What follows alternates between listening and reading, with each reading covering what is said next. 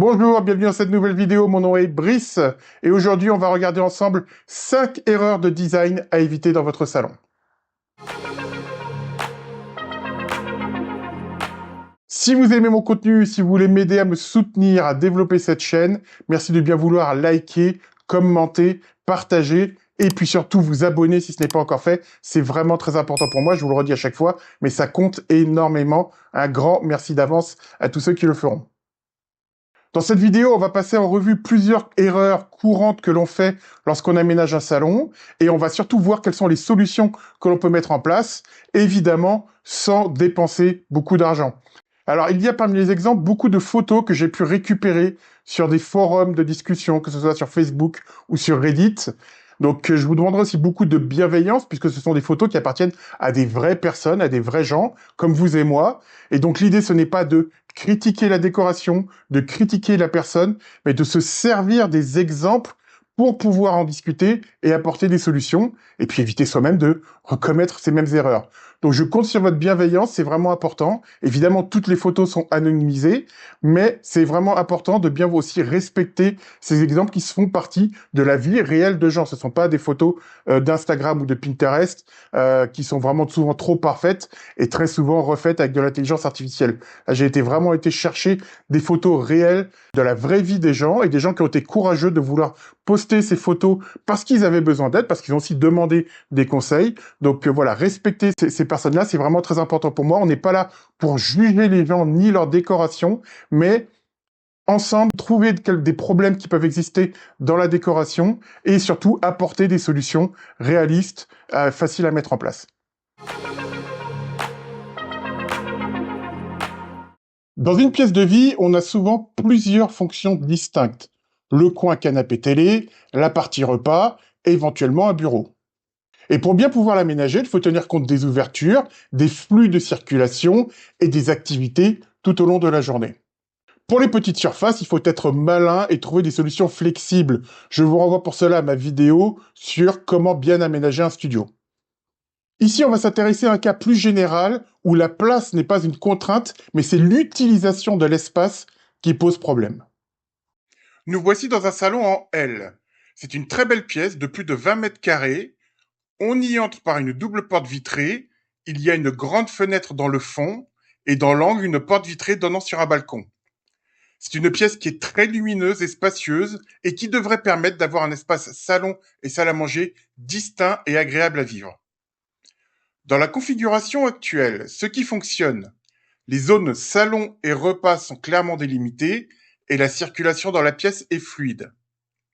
Ce qui ne fonctionne pas, le salon est dans la zone la plus resserrée. Le positionnement du canapé fait que les portes sont ouvertes en permanence, on ne peut pas les fermer.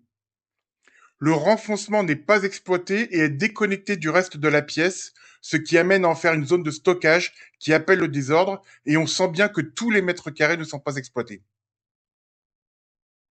La cause, l'agencement est basé sur la position de la prise optique sur le mur qui amenait la personne à positionner d'abord le meuble TV, puis le canapé en face. Et donc enfin la partie repas dans le fond de la pièce. Tout l'aménagement de la pièce est fait à partir d'une contrainte technique. Alors, très souvent, dans les constructions, y compris les plus récentes, le positionnement des prises électriques ou des prises d'arrivée de fibre optique sont très mal positionnés et très mal pensés. Alors, sachez qu'il est toujours possible de la faire modifier, de la faire déplacer, même si vous êtes en location. Il faut vous adresser à un professionnel, c'est pas quelque chose qu'on peut faire directement soi-même. Adressez-vous à votre fournisseur d'accès Internet. Généralement, ça coûte entre 100 et 150 euros, mais vous pouvez déplacer la prise optique au meilleur endroit possible. La solution la moins coûteuse, c'est de laisser la prise Wallet et de laisser la box connectée près de cette prise et de brancher tout le reste en Wi-Fi. Dans les appartements, ça fonctionne très très bien. La solution ici, c'est d'inverser la partie salon et salle à manger. Le but est de donner plus d'espace, de volume au canapé, où on passe en général le plus de temps, que sur la table de repas. Démarrer par la partie repas permet de placer la table dans le sens de la longueur de la pièce.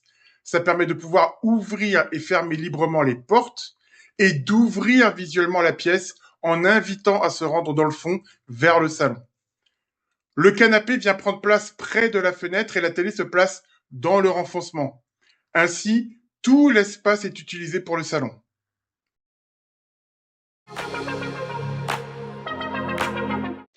On rêve tous d'avoir un grand salon, un grand canapé d'angle dans lequel toute la famille peut s'installer et se lever confortablement devant la télévision.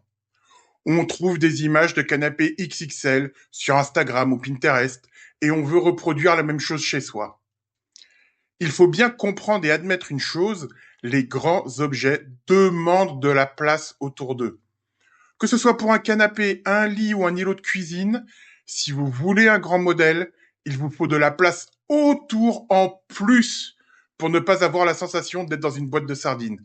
Et ça, c'est une des erreurs les plus courantes en décoration, avoir les yeux plus gros que le ventre. Ici, on a un salon qui est très joliment décoré et qui est d'une surface de plus de 15 mètres carrés. On a un canapé d'angle de 3 plus de place qui est vraiment beaucoup trop grand pour la pièce.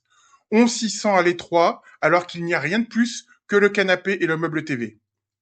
On voit bien que le retour est bloqué par une colonne technique, que le repose-pied est mal positionné et que la table basse se retrouve trop petite pour cette taille de canapé.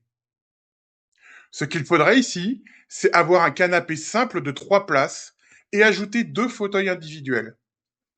Non seulement on conserve la même capacité d'assise, mais chaque élément respire et la table redevient correctement proportionnée. Avoir des fauteuils indépendants, ça permet aussi de varier les couleurs et les matières, alors que le canapé d'angle impose une masse uniforme grise qui domine dans la pièce. Toujours prendre les mesures, n'achetez jamais un canapé sur un coup de tête, même s'il y a une très grosse promotion, même si vous avez un gros coup de cœur. Reprenez bien les dimensions. Si vous déménagez, prenez bien les dimensions de la nouvelle pièce et peut-être changer de canapé avant de déménager et de vous retrouver dans le nouvel appartement, car sinon vous pouvez faire face à de grosses déconvenues. Rappelez-vous bien d'une chose, c'est que sur un canapé d'angle, l'angle lui-même n'est pas une place assise. On ne peut pas s'y asseoir correctement. Et pour un canapé en U, ce sont 2 places qui sont perdues. Et si votre canapé n'est pas assez large, vous allez faire un couloir dans lequel on ne peut pas circuler, on ne peut pas s'asseoir et on ne peut pas mettre de table basse. Donc réfléchissez bien à tout ceci, surtout que niveau tarif, le prix d'un canapé d'angle ou le prix d'un canapé en U est souvent très élevé, beaucoup plus cher qu'un canapé droit, plus 2 fauteuils indépendants. Une des erreurs les plus fréquentes dans les pièces de vie concerne les tapis. Le fameux tapis trop petit, qu'il soit devant le canapé ou sous la table de repas. C'est un tapis qui va flotter, qui n'est connecté à rien. Or, le tapis a un rôle essentiel dans le salon. Il va définir les zones, relier les différents meubles entre eux et délimiter visuellement un espace. C'est l'élément qui va connecter toutes les parties de votre salon pour créer une seule unité. Alors, quelle taille de tapis choisir? La règle, c'est que au moins tous les pieds avant du canapé et des fauteuils doivent être posés sur le tapis. Pour une table de repas, les 4 pieds des chaises doivent reposer sur le tapis lorsqu'elles sont reculées. On ne doit pas être bancal lorsqu'on est à table. Alors une astuce, vous pouvez juxtaposer plusieurs tapis pour en faire un plus grand. Ça revient souvent bien moins cher qu'un tapis XXL. On peut également placer un grand tapis fin neutre et poser par-dessus le tapis trop petit que l'on veut conserver.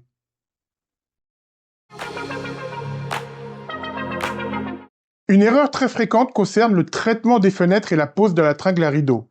C'est quelque chose qu'on néglige trop souvent et qui peut ruiner la décoration d'une pièce, alors qu'au contraire, c'est très facile à corriger, très simple et très peu coûteux. La première erreur, c'est de placer la tringle juste au-dessus de la fenêtre. Le résultat, c'est que ça va écraser la fenêtre, ça va arrêter le regard au niveau de la fenêtre et donner une impression que la pièce est plus petite visuellement.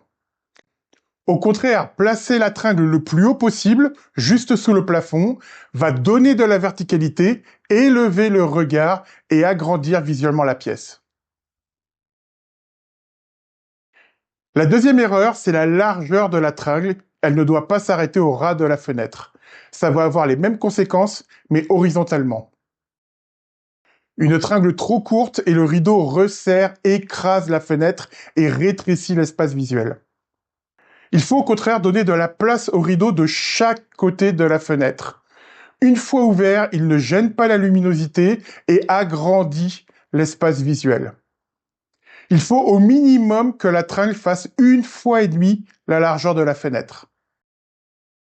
Et enfin, la troisième erreur, c'est la longueur du rideau. Trop souvent, on voit des rideaux qui s'arrêtent pile sous la fenêtre ou alors à 10 ou 20 cm du sol. Et donc là, c'est la même chose, hein, le rideau doit descendre et s'arrêter au ras du plancher.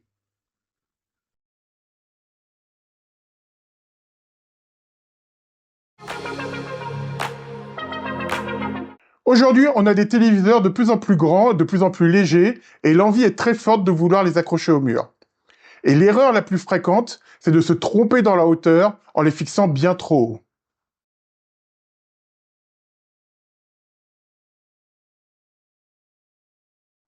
Alors, première idée reçue, il ne faut pas centrer la télé au milieu du mur. La bonne chose à faire, c'est d'aligner l'écran avec la hauteur des yeux lorsqu'on est assis.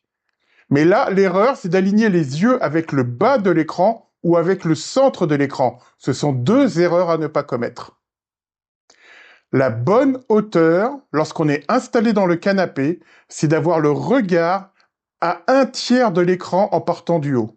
C'est la bonne position pour avoir un confort de visionnage optimal et éviter d'avoir des douleurs de cervicales lorsqu'on regarde longtemps la télévision.